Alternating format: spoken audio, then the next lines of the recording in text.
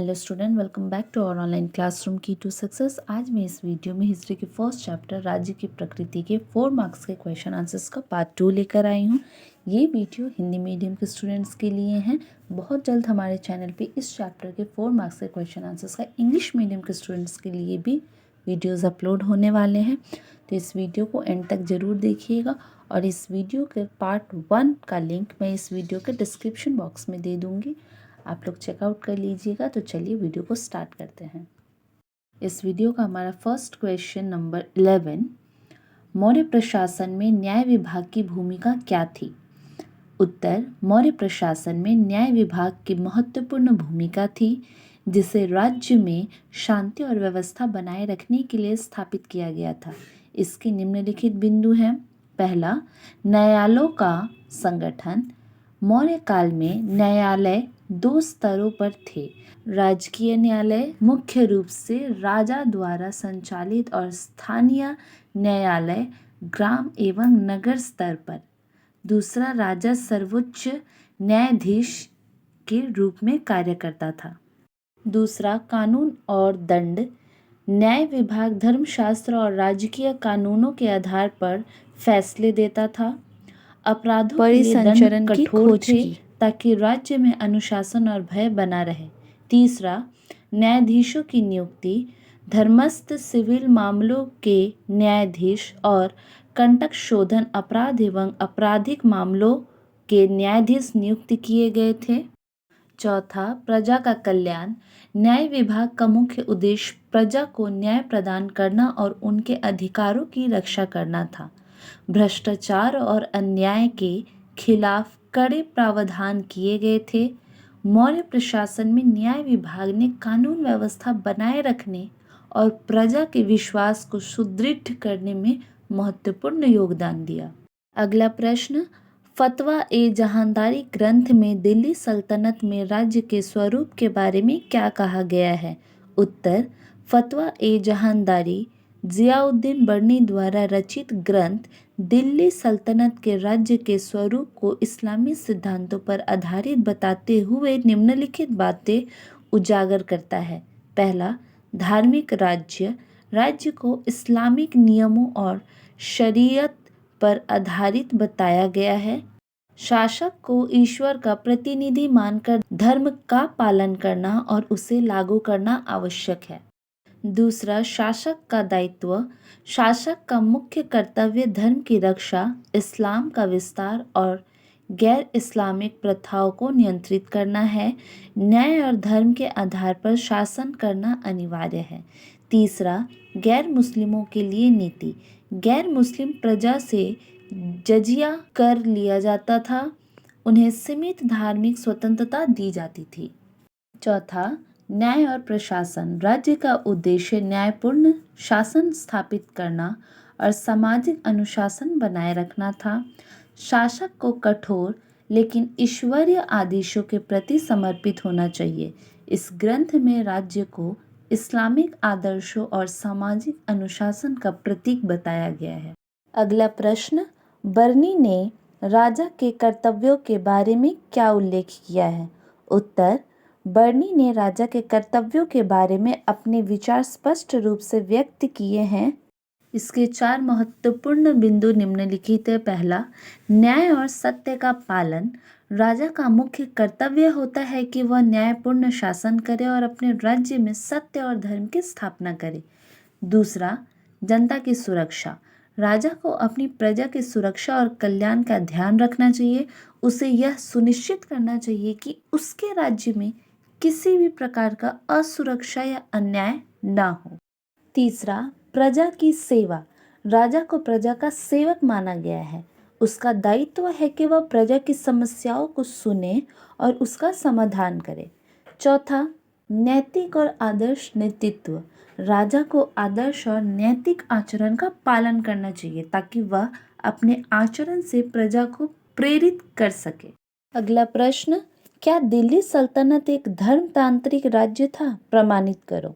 उत्तर, दिल्ली सल्तनत को पूरी तरह से धर्मतांत्रिक राज्य कहना उचित नहीं है, क्योंकि यह एक बहुधर्मी और विविध समाज पर शासन करती थी। हालांकि कुछ पहलुओं में धार्मिक तत्व दिखाई देती है। इसे भी 4 बिंदुओं में प्रमाणित किया जा सकता है। पहला, इस्लामी कानून, शरीयत का प्रभाव।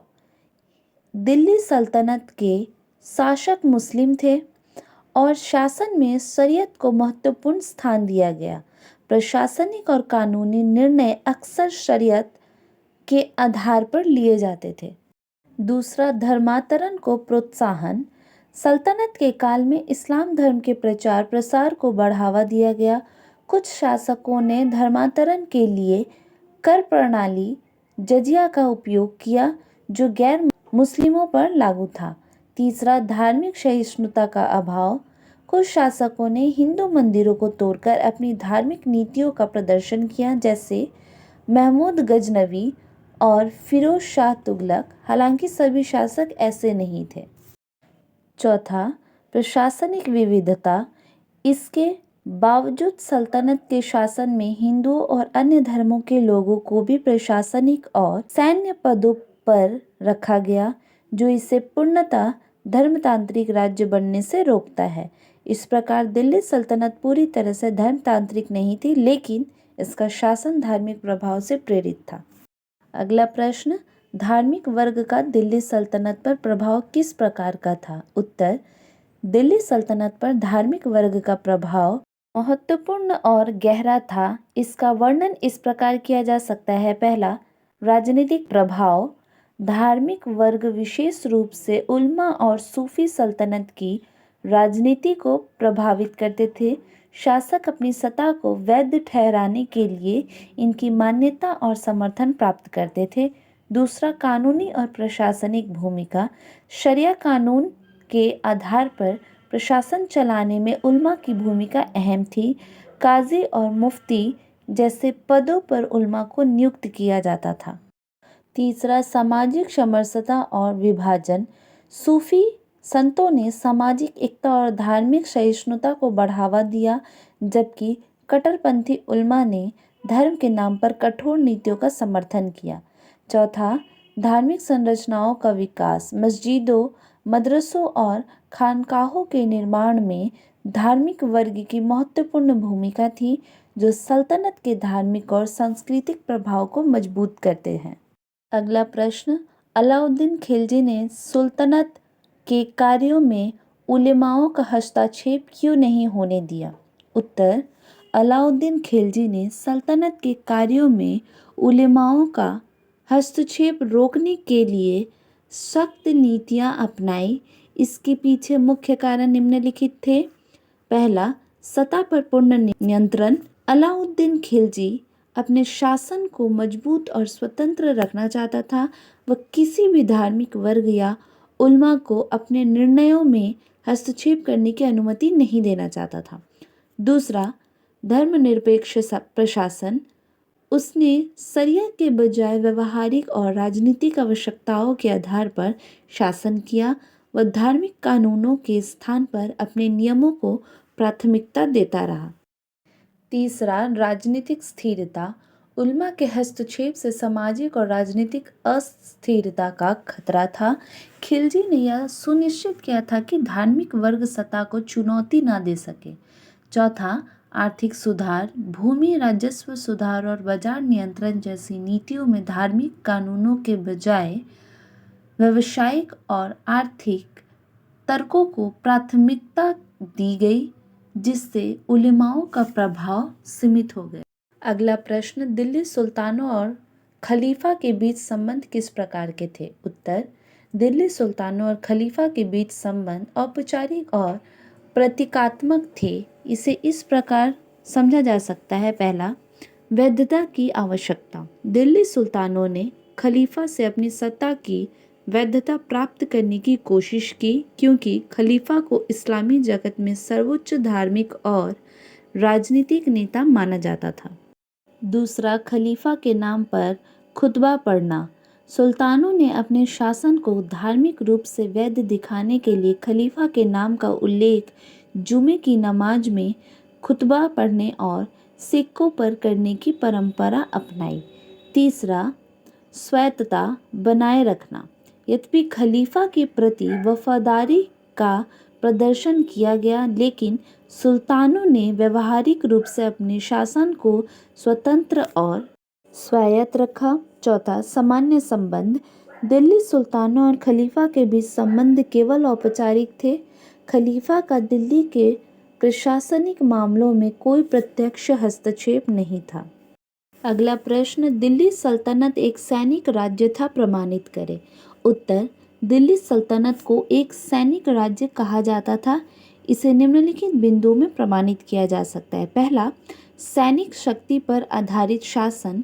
दिल्ली सल्तनत की स्थापना और विस्तार सैनिक अभियानों और विजय पर निर्भर थे। सत्ता को बनाए रखने के लिए सैन्य शक्ति का व्यापक उपयोग किया गया। दूसरा, सुल्तानों का सैन्य पृष्ठभूमि।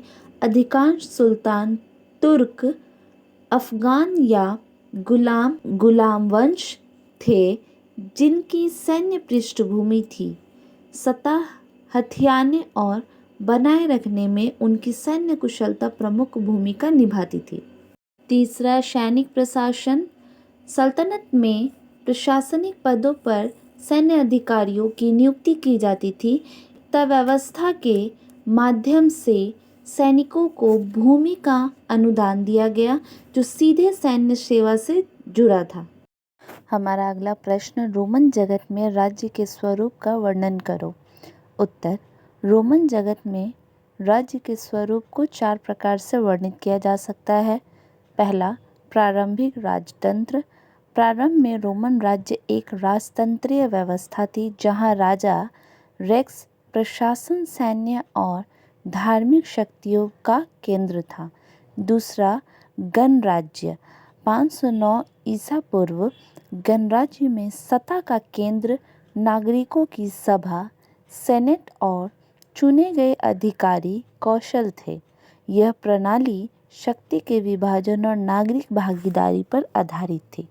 तीसरा, साम्राज्य। 27 ईसा पूर्व ऑगस्टस के समय से रोमन साम्राज्य की स्थापना हुई जहां सम्राट एम्परर को सर्वोच्च शक्ति प्राप्त थी। हालांकि औपचारिक रूप से सेनेट का अस्तित्व जारी रहा। चौथा, कानूनी और सैन्य राज्य। रोमन राज्य एक कानूनी और सैन्य शक्ति पर आधारित था। विस्तृत कानून व्यवस्था रोमन लॉ और एक संगठित सेना ने इसे प्रभावी और स्थिर बनाए रखा। रोमन राज्य में राजतंत्र, गणराज्य और साम्राज्य के विभिन्न स्वरूप देखे गए जो इसकी शक्ति और। इस वीडियो का आखिरी प्रश्न, चीन में मंडारिन व्यवस्था का वर्णन करो। उत्तर, चीन में मंडारिन व्यवस्था एक कुशल और संगठित प्रशासनिक प्रणाली थी जिसे निम्नलिखित बिंदुओं में वर्णित किया जा सकता है। पहला, सिविल सेवा परीक्षा प्रणाली। मंडारिन बनने के लिए सिविल सेवा परीक्षा प्रणाली केजू लागू थी। इस माध्यम से योग्य व्यक्तियों का चयन किया जाता था जो कन्फ्यूशियस सिद्धांतों और प्रशासनिक कौशल पर आधारित थी। दूसरा, शासन का केंद्रीकरण। मंडारिन अधिकारी सम्राट के अधीन काम करते थे और केंद्र से लेकर प्रांतीय स्तर तक प्रशासन का संचालन करते थे। वे सम्राट के आदेशों को लागू करने और कर संग्रह जैसे कार्यों में जिम्मेदार थे। तीसरा, आधिकारिक पद और सामाजिक प्रतिष्ठा। मंडारिन अधिकारी न केवल प्रशासनिक रूप से शक्तिशाली थे बल्कि समाज में उच्च प्रतिष्ठा भी रखते थे। उन्हें विद्वता और नैतिकता का आदर्श माना जाता था। चौथा, लंबी अवधि तक प्रभाव। मंडारिन व्यवस्था ने चीन में राजनीतिक और सामाजिक स्थिरता को बनाए रखने में महत्वपूर्ण भूमिका निभाई। यह प्रणाली हजारों वर्षों तक चीन के प्रशासन का आधार बनी रही। यहाँ हमारे हिस्ट्री के फर्स्ट चैप्टर के 4 मार्क्स के सभी क्वेश्चन आंसर समाप्त होते हैं। तो वीडियो अगर अच्छी लगी हो तो वीडियो को लाइक कीजिएगा, अपने दोस्तों में भी शेयर कीजिएगा। वीडियो से रिलेटेड कोई भी डाउट हो तो हमें कमेंट कीजिएगा और इस चैनल को सब्सक्राइब कर लीजिएगा ताकि आने वाले सभी वीडियो आप तक पहुंच पाए। तो मिलते हैं नेक्स्ट वीडियो में।